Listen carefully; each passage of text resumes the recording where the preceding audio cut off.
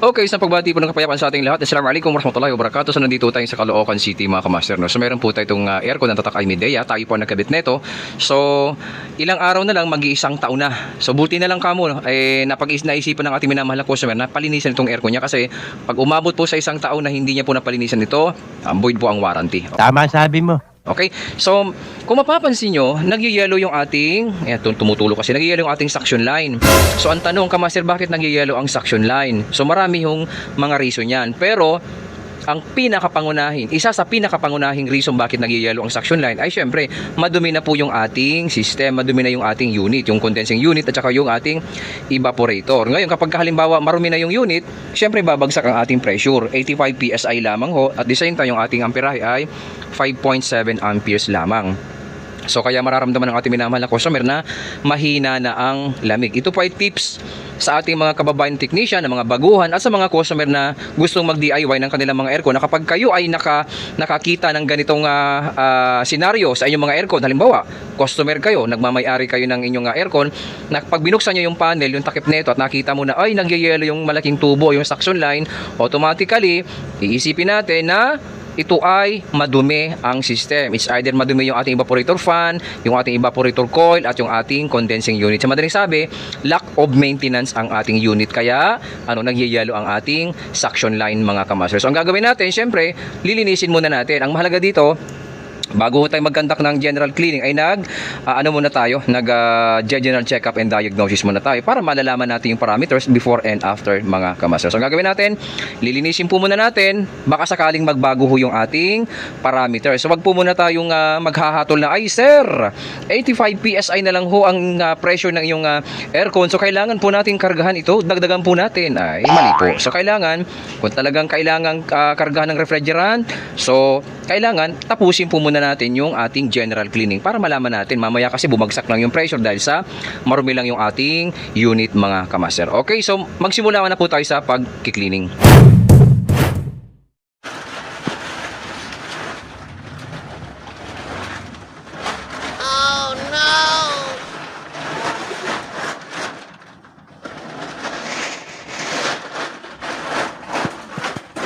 So yung mga kamaster, kung yung mapapansin, sobrang dumi na nga ng ating evaporator fan. Tama sabi mo. So nangyari, nagkakaroon ng short cycle sa ating hangin. So talagang magyayelo po siya kapag nagkaroon ng short cycle sa ating hangin dahil nga po sa barado na yung ating evaporator fan. Anong tendency? Mahina po yung hangin, tapos magbibuild na po siya ng yelo. Kasi ang nalilinis lamang ni sir dito yung kanyang filter. Yan. Pero yung unit, hindi pa napalinis sa loob ng isang taon. Ilang araw na lang mga kamaster, mag-iisang taon na mabuboid na sana ang warranty. Kasi dapat, at least sa isang taon, 2 to 3 times man lang sana. Kung hindi kaya ng 3 times or 2 beses man lang sana sa loob ng isang taon. Para ma-maintain natin na maayos yung ating aircon. Kagaya nito, delikado ito pag kaganyan na hindi napapabayaan natin, no? Yung ating responsibilidad na ipalinis ang ating aircon. Kasi kapag tayo may aircon, responsibilidad po natin yan na ipalinis para magkaroon po tayo ng comfort cooling na tinatawag mga kamaster. So lilinisin po muna natin to, then maya-maya tingnan natin kung magyayelo pa. Okay? Bahala ka sa buhay mo. Ginusto mo yan.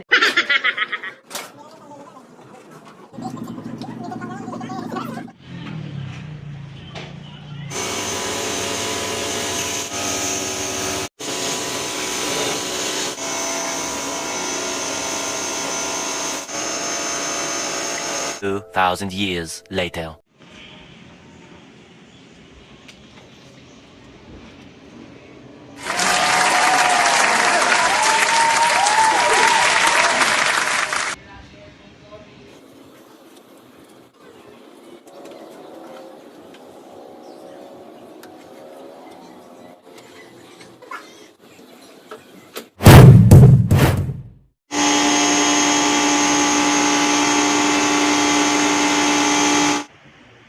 Okay, so unang pasada, nakatapos na tayo sa unang pasada. Papasadahan pa natin ulit siya mga kamaster, no? Pero bago yan, tingnan natin kung gaano kadumi itong ating unit. Yan, no? Yan, no? So ito yung nagiging cause bakit nagyayelo yung ating aircon dahil nga sa sobrang dumi ng ating indoor unit at saka yung ating evaporator fan. Barado na yung ating evaporator fan. Okay, so pasadahan pa natin siya ng isang pasada pa.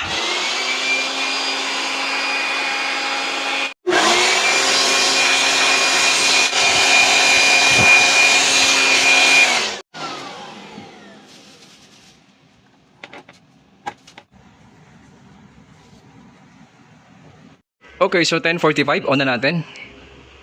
Yun. So, mag-antay po muna tayo ng mga at least mga 15 minutes mga kamaster. Okay. A few moments later.